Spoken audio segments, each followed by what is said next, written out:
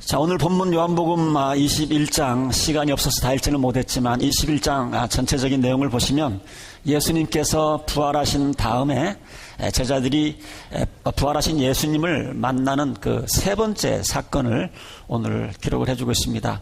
첫 번째, 두 번째는 예수님을 그 예루살렘 근처에서 만났고, 그 다음 오늘 세 번째 만나는 오늘 본문 사건은 예수님이 그 세 번째 사건은 갈릴리 지방입니다. 여러분들 이스라엘 땅이 뭐 참 거기서 별일이 많이 일어났죠. 많이 일어나고 있고, 그런데 참 그 이스라엘 땅은 한국으로 따지면 경상남북도 정도 크기밖에 되지 않습니다. 우리 한국은 뭐 남한이 8도인가요? 그런데 이스라엘 땅은 이렇게 3등분해서 이렇게 보시면 됩니다. 제일 위쪽이 북쪽이 갈릴리 지방이고요. 그 중간이 이제 그 사마리아 땅, 사마리아 지방이고, 그다음에 예루살렘, 베들레헴, 베델 뭐 이런 것 있는 땅이 남쪽 유다 땅입니다. 그래서 첫 번째, 두 번째는 예수님을 예루살렘 근처 남쪽에서 이제 만났고, 오늘 이 세 번째 사건은 북쪽입니다. 갈릴리 지방에서 예수님을 만나는 이런 사건이 기록되어 있습니다. 마태복음 28장 10절에 보면 예수님이 부활하시던 그 주일날 새벽에 여인들이 무덤에 갔다가 예수님을 만나는 장면이 나오는데, 그때 예수님께서 제자들에게 가서 내가 갈릴리에서 너희들을 만날 테니까 갈릴리에 가서 기다려라 이렇게 전하라고 부탁을 하시는 내용이 나옵니다. 그래서 예수님의 제자들은 갈릴리로 가서 다시 한번 예수님이 나타나기를 기다렸던 것으로 생각이 듭니다. 자, 그러다가 이제 제자들이 먼저 갈릴리에 가 있는데 좀 뭐 예수님이 아직 보이지 않으니까 좀 이제 다시 그들의 그 하던 일이 뭡니까? 고기 잡는 일이니까 고기를 잡으러 이렇게 다시 그 갈릴리 바다로 나간 것 같습니다. 근데 웬일인지 그날 밤에도 한 마리도 잡지 못하고 꼬박 밤을 샌 다음에 새벽녘이 돼서야 이제 무트로 돌아오는 그런 장면입니다. 그런데 해안 기슭에 이렇게 보니까 어떤 사람이 거기 서서 말을 겁니다. 뭐 좀 잡은 게 있습니까? 영어로는 Have you caught any fish? 뭐 고기 잡은 게 있느냐 이렇게 묻습니다. 그러니까 제자들 중에 베드로가 아마 목소리가 제일 크고 항상 뭐 즉흥적이니까 뭐 그냥 즉흥적으로 나오죠. 예, 못 잡았습니다. 이렇게 큰 목소리로 아마 얘기를 한 것 같습니다. 그러니까 그 기슭에 있는 사람이 영어 성경에는 보니까 약 한 100야드, 100 야드라고 써 있습니다. 100야드 정도면 여러분들 미식 축구장 끝에서 끝으로 생각을 하면 됩니다. 얼굴이 잘 보이지는 않지만 크게 고함을 지르면 들리는 그쪽 한 끝에 꽤 먼 거리죠. 그래서 그분이 이제 그 물을 배 위로 한번 던져보십시오. 그러면 잡힐 겁니다. 그래서 제자들이 밤새도록 그 물을 던져도 못 잡았지만 또 어떤 사람이 한번 그 물을 다시 한번 집어 던져보라고 그렇게 얘기를 해서 그 물을 던졌는데 고기가 잡혀 올라오는데 배 위에 끌려오는데 끌어올리지 못할 정도로 고기가 많이 잡혔습니다. 이때 12제자 중에 가장 똑똑한 요한이 아마 소름이 끼쳤을 거예요. 이게 지금 이 장면이 약 한 3년 전에 예수님께서 제자들을 부르실 때 그 장면이 아마 고스란히 번개처럼 아마 쓰지 않았겠나 그런 생각을 해봅니다. 같은 장면이에요. 그때도 베드로, 야고보, 요한 밤새도록 고기를 잡으려고 하는데 한 마리도 못 잡았거든요. 지금도 그런 상황입니다. 옛날에 무슨 뭐 냉동장치가 있었습니까? 그러니까 주로 밤에 생선을 잡아서 이제 아침에 이제 생선을 공급하는, 그래 밤에 잡아야 되는데 밤새도록 허탕을 쳤기 때문에 그냥 포기를 하고 그물을 씻고 있는데 어떤 청년이 지나가다가 이제 멈춰 서는 겁니다. 그분이 예수님이셨어요. 그러더니 그분이 다시 한번 오른쪽에 그물을 던져봐라. 제일 처음에는 아마 베드로 평생을 고기만 이렇게 낚았던 어부인데 얼마나 그 젊은 사람이 그런 얘기를 할 때에 얼마나 그 가소로웠겠어요. 그럼에도 불구하고 웬일인지 그 말에 순종을 해서 그 물을 던져봤더니 그 물이 찢어질 정도로 고기가 잡혔다. 3년 전에도 그랬고 지금도 똑같은 상황이 벌어졌습니다. 바로 이 사건이 요한의 머리를 싹 스친 것 같아요. 아마 소름이 끼쳤을 거라고 생각됩니다. 그래서 요한이 7절에 보면 예수께서 사랑하시는 그 제자가 베드로에게 저분은 주님이시다. 저기서 우리 보고 지금 그물을 던져보라고 그래서 고기를 잡게 하신 분이 예수님이구나. 저분이 주님이시다. 이렇게 그랬습니다.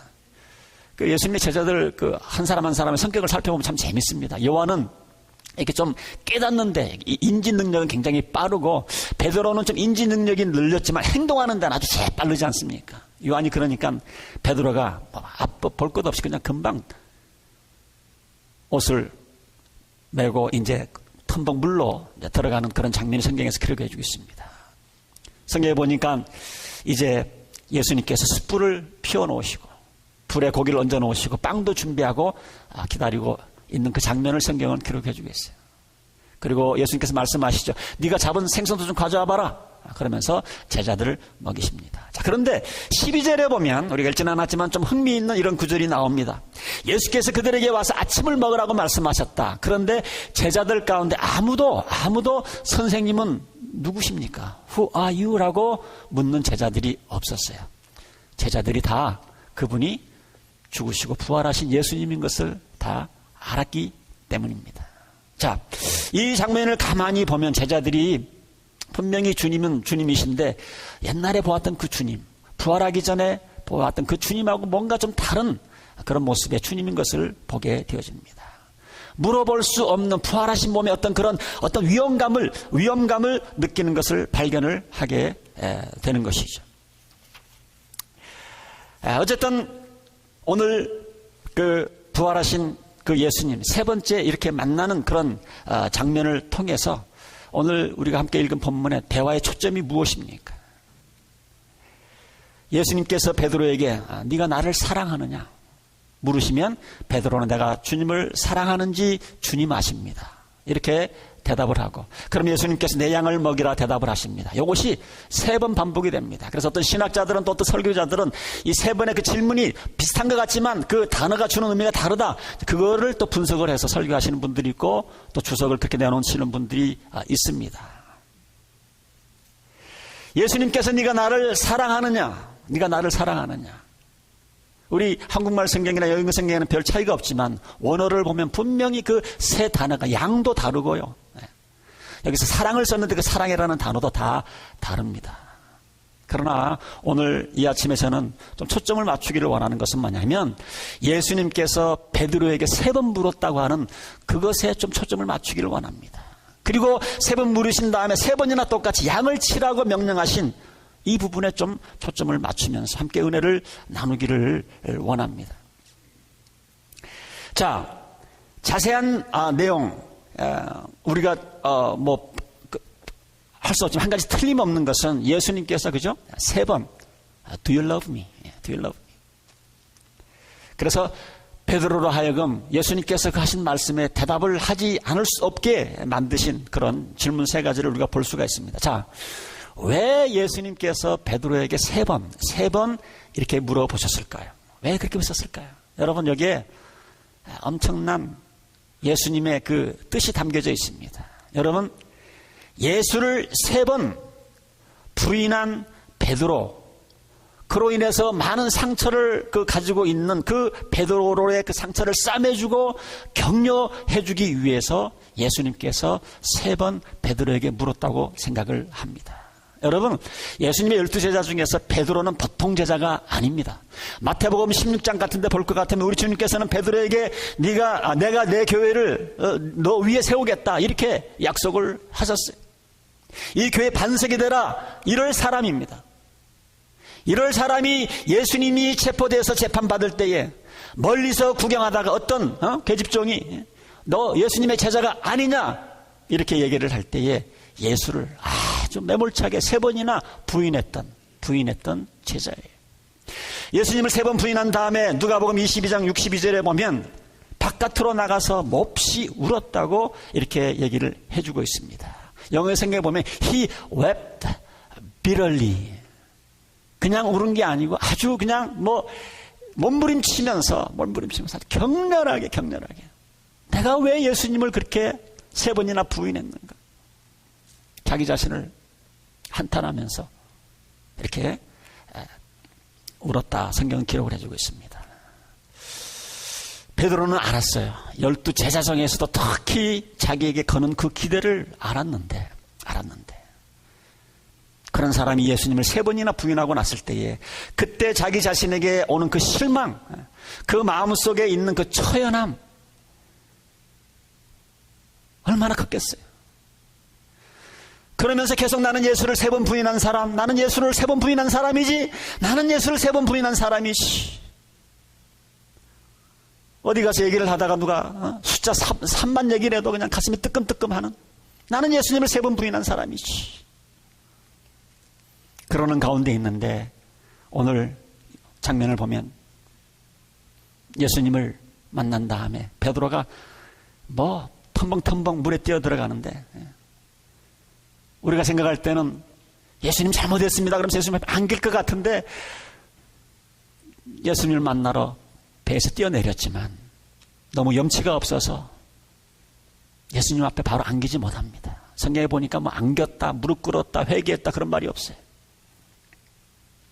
오늘 이 장면을 보면 예수님께서 이렇게 3번 물으신 것은 베드로를 치료해주고 베드로를 감싸주기 위해서 예수님께서 의도를 가지시고 베드로에게 3번 물으신 것으로 우리가 볼 수 있습니다. 예수님께서는 이 분위기도 예수를 베드로가 부인했을 때에 그런 분위기하고 비슷한 옛날 생각을 나도록 그런 장면을 예수님께서 연출을 하십니다.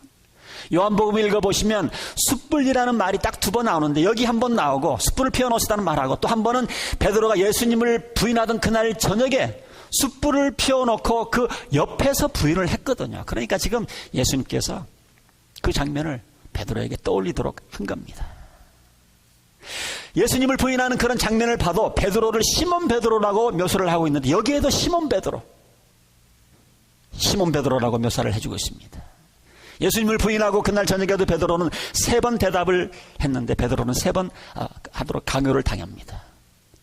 예수님께서는 다른 각도에서 3번 대답을 강요하십니다. 네가 나를 사랑하느냐? 주님께서 베드로의 상처받은 마음을 감싸주고 낙심하고 있는 베드로를 일으켜주기 위해서 이렇게 3번 질문하신 거예요. 어떻게 보면 참 잔인한 것 같지만 아닙니다. 예수님이 아주 그 깊은 그런 생각 가운데 베드로의 그 한 번은 이 문제를 해결해 주지 않으면 제자로서 역할을 감당할 수 없을 거라는 그런 생각 가운데 베드로를 치료하기 위해서, 격려하기 위해서 오늘 예수님께서 의도적으로 3번 질문하신 것 아닙니까? 우리가 주위 사람들을 신뢰한다, 내가 다시 한번 그 사람을 내가 믿기를 원한다 그럴 때 가장 큰 증거가 무엇입니까? 내가 옛날에 하던 일들을 다시 돌려주는 것 아닙니까? 우리가 인생을 살면서 내가 다시 한번 그 사람에게 기회를 줄 때에 그 사람이 옛날에 하던 그 일들을 다시 되돌려 줄 때에 이 사람이 나를 이제 다시 한번 신뢰를 하려고 그러는구나, 다시 한번 기회를 주는구나, 우리가 그것을 알 수가 있습니다. 운동하신 분들은 알지만 여러분 축구에서, 제가 참 축구를 좋아합니다. 축구에서 주전 멤버로 뛰던 사람이, 축구라는 게, 운동이라는 게 매번 나가서 골 넣을 수가 없지 않습니까? 아무리 스트라이커라도 슬럼프에 빠질 때가 있어요. 계속 실수를 합니다. 골을 넣지 못합니다. 아무리 차도 굿볼이 들어가지 않습니다. 그때 감독이 뺄 수도 있지만 계속해서 그 주전 스트라이커를 믿고 계속 주전으로 내보낼 때 더 열심히 감독의 그 신뢰에 보답하기 위해서 열심히 뛰는 그런 모습을 우리는 보게 되어집니다. 오늘 네가 스타팅 멤버다. 나는 너를 믿는다. 선수들이 감독이 자기를 그렇게 신뢰하는 것을 볼 때 정말 열심히 뛰어서 또 골을 넣는 그런 모습들도 우리는 보게 됩니다. 내가 정말 용서받았고 내가 정말 신뢰를 아직도 받고 있다는 가장 큰 증거가 무엇입니까? 옛날에 내가 하던 그 잡을 다시 돌려받는 것 아닙니까? 그래서 예수님께서 베드로를 불러다 놓고 양을 먹어라 이렇게 부탁하고 계신 엄청난, 아주 예수님께서 엄청난 그런 질문을 베드로에게 지금 던지고 있는 거예요. 베드로가 예수님께서 내가 나를 사랑하라 그럴 때에 내가 주님을 사랑하는지 주님이 아십니다. Lord, you know me that I love you. 베드로가 선뜻 대답을 하지 못합니다. 그 마음이 이해가 되시죠? 왜 베드로가 선뜻 대답을 하지 못하나? 주님 아시지 않습니까? 주님 아시지 않습니까? 저도 가끔 참 여러분들한테 죄송한 고백이지만 주님의 그런 엄청난 사랑을 생각할 때마다, 주님께서 저에게 부어주신 그런 사랑을 살펴볼 때마다 거기에 비례해서 제가 하나님 앞에 그 바쳐지는 헌신이 참 부족할 때가 많이 느낄 때가 있어요. 너무 피상적이고 하나님 앞에 이런저런 이유를 대고 그럴 때 주님 앞에 나가서 네가 나를 사랑하느냐 주님께서 그렇게 물으실 때에 자신 있게 되지 못할 말을 못할 때가 때로 있습니다. 그럴 때 베드로가 하는 이런 말처럼 주님 아시죠? 내가 주님을 사랑하고 주님의 말씀에 순종하기를 원하는데 잘 안 돼서 내가 지금 힘들어하는 거 예수님 아시지 않습니까? 자꾸 물어보지 마세요.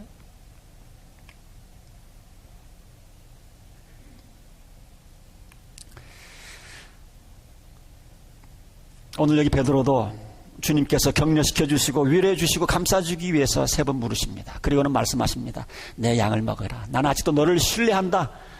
내 양을 먹여라. 내 양을 먹여라.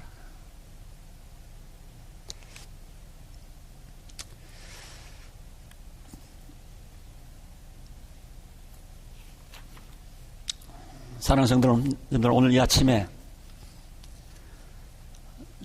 저를 비롯해서 여러분 모두가 다 주님께서 여러분들에게 묻습니다. 네가 나를 사랑하느냐?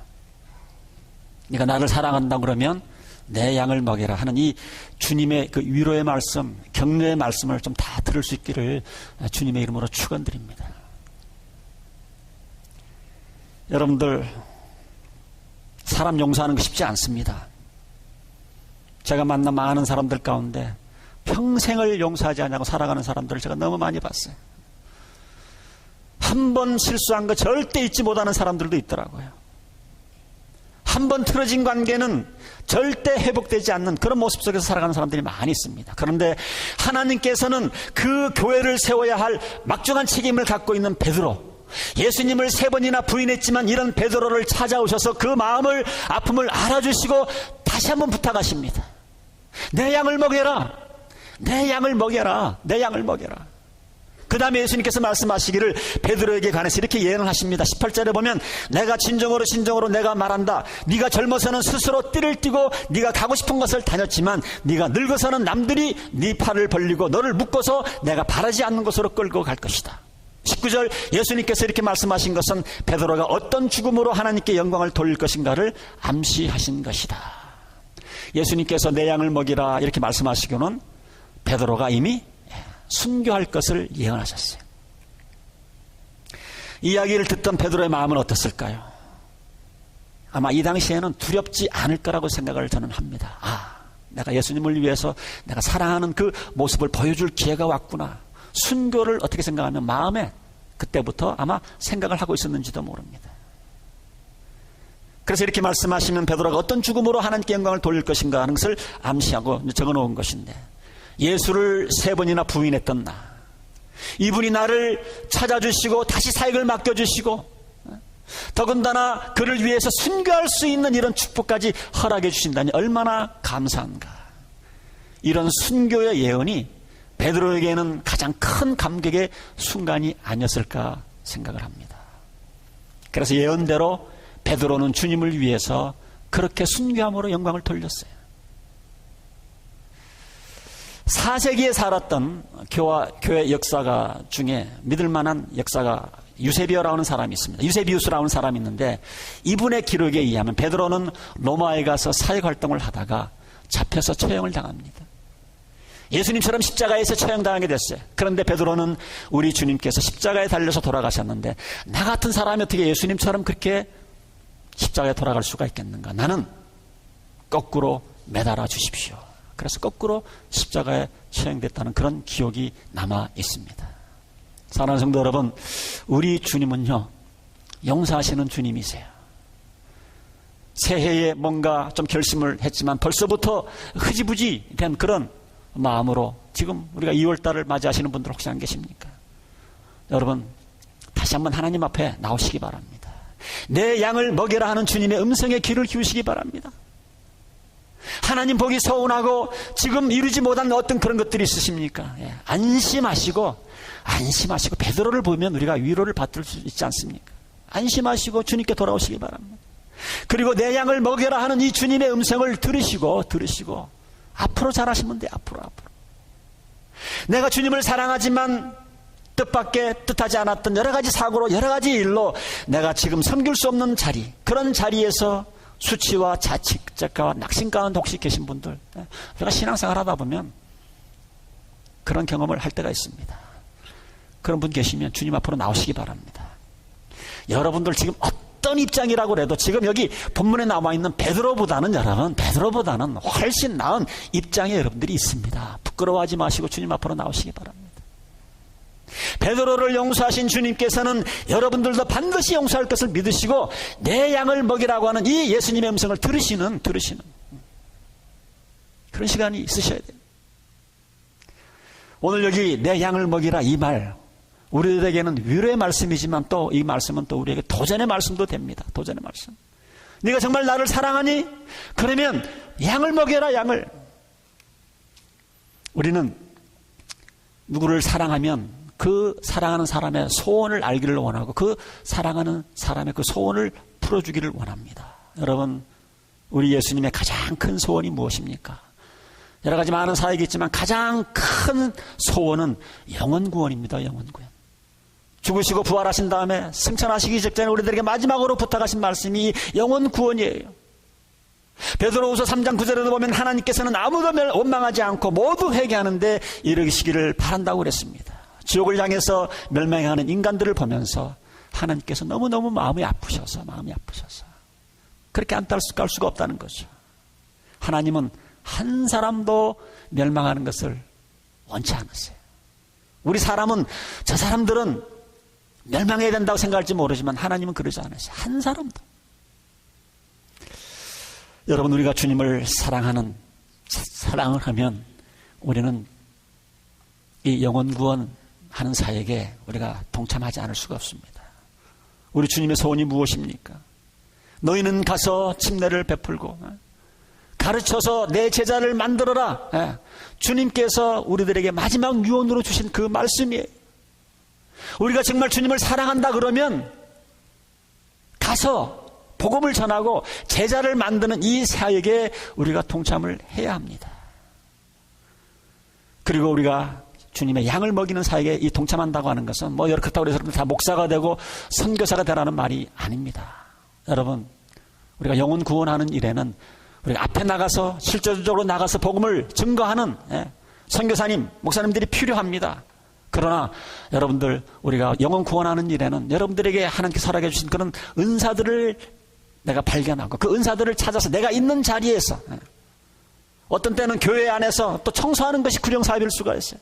어떤 때는 내가 당번이 되어서 음식을 내가 준비하는 것도 여러분들 영혼 구원 사역이 될 수가 있습니다. 여러분들 전쟁에서 다 앞에 나가서 전투만 하면 후방은 어떻게 됩니까?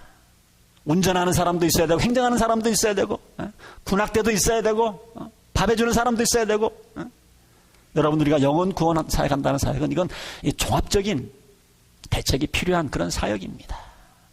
요즘 토요일마다 우리 송집사님 부부 마트에 가서 복음을 전하시는데 또 그렇게 앞에 나가서서 복음을 전하시는 분들도 있고, 또 우리 김은실 권사님처럼 또 수고했다고 집에다 모셔다가 또 식사 대접하는 사람도 있고, 또 돈으로 오늘 좀 수고하셨는데 점심 좀 사드시라고 이렇게 또 물질로 또 하시는 분들이 있고, 또 기도로 열매의 복음의 전도 열매를 맺게 하기 위해서 기도해 주시는 분들이 많이 있습니다. 여러분들 어찌하든지 여러분들의 그 은사 따라 영혼 구원에 직접 간접적으로 우리가 사역을 감당하게 될 때에 우리가 내 양을 먹이라고 하는 이 예수님의 음성에 우리가 순종하는 그런 삶을 살아갈 수 있게 되는 겁니다. 자, 그런데 예수님께서 베드로에게 관한 이런 예언을 하신 다음에 베드로가 또 궁금해졌어요. 21절에 보니까 베드로가 요한을 보고 예수께 주님, 그러면 나는 그런데 그럼 이 사람들은 어떻게 됩니까? 이 베드로 참 재밌어요. 베드로를 연구를 해보면 아주 칭찬 들을 만한 그런 굉장한 일을 한 다음에 꼭 말실수를 해가지고 예수님한테 혼나요. 우리 교회도 그런 분이 꼭 한두 사람 있는 것 같아요. 이게 어디를 가든지 그냥 다 해놓고서 그냥 말로 그냥 다 털어먹는. 저는 누구라고 얘기 안 했는데 자수한 사람이 있습니다.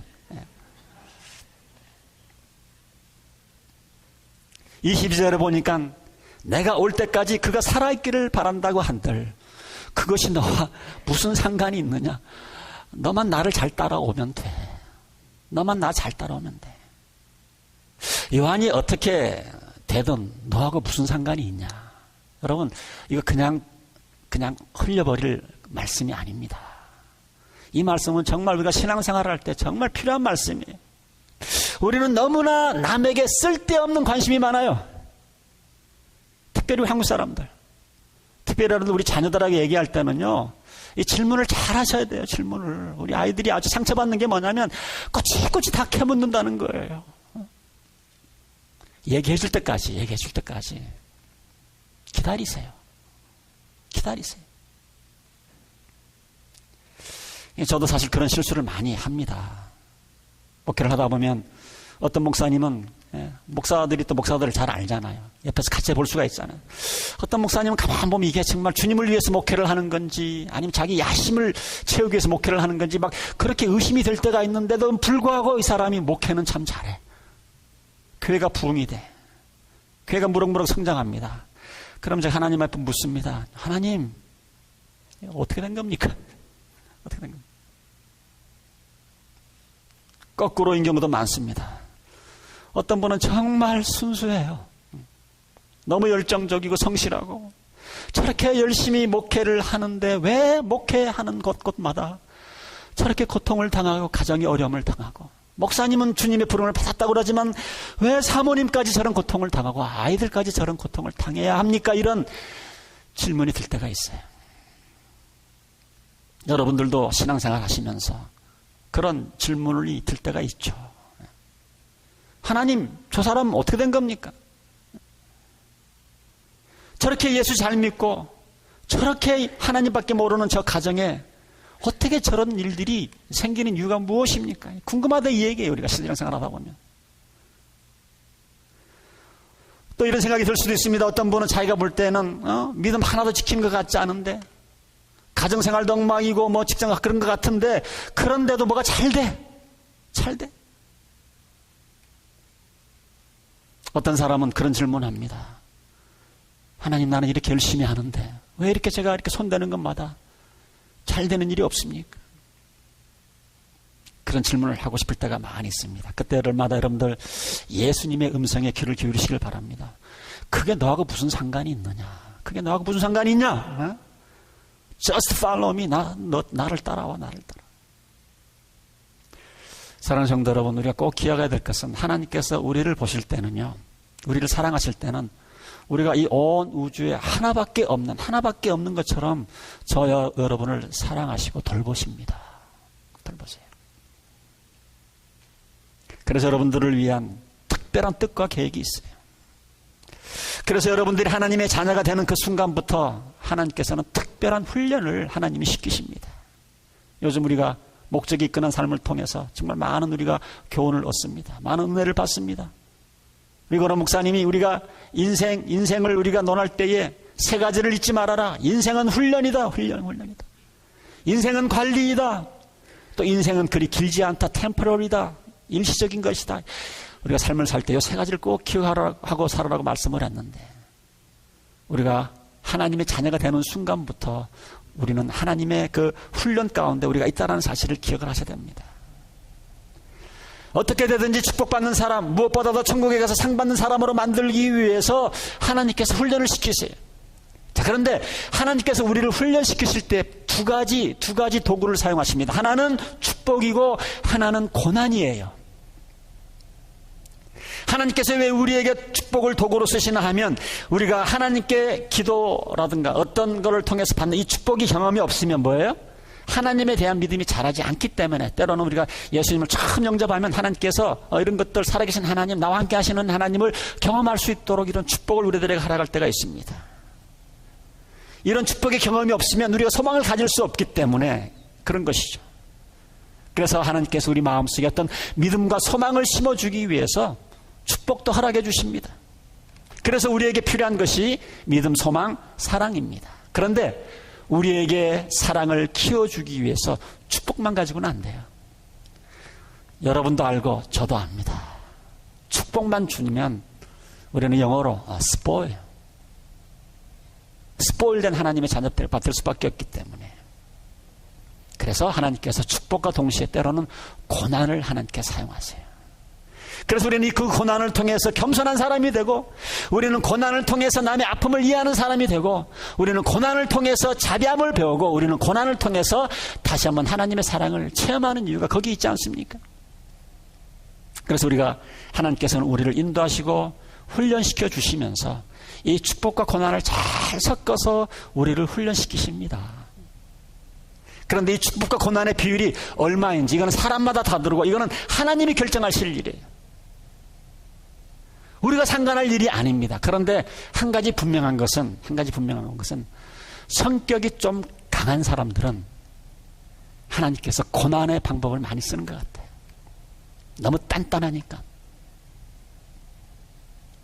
좀 약하신 분들은 하나님께서 사랑을 많이 쓰시지 않나, 그런 생각을 해봅니다.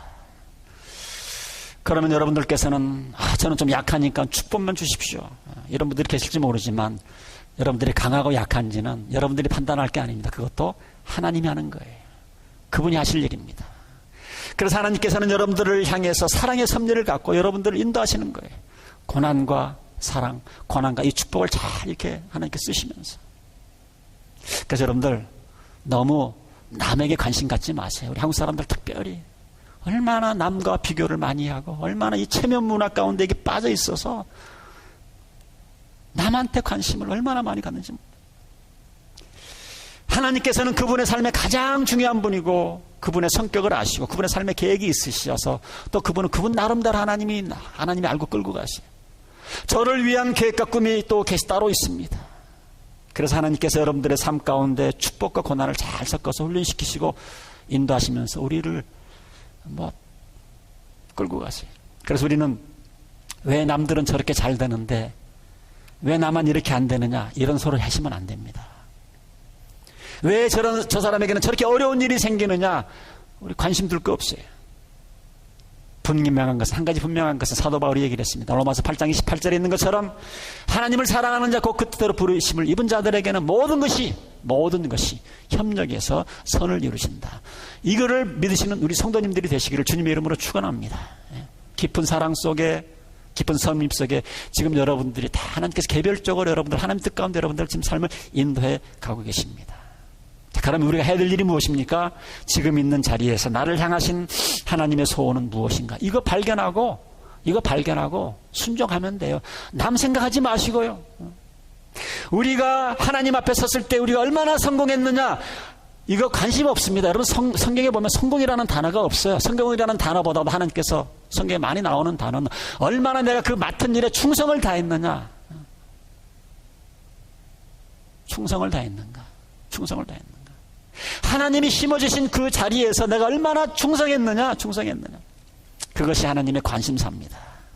여러분들에게 주어진 처지, 여러분들이 있는 장소, 여러분들이 있는 그 환경 가운데 하나님의 음성을 듣고 그 음성에 순종해서 하나님 앞에 섰을 때에 많은 칭찬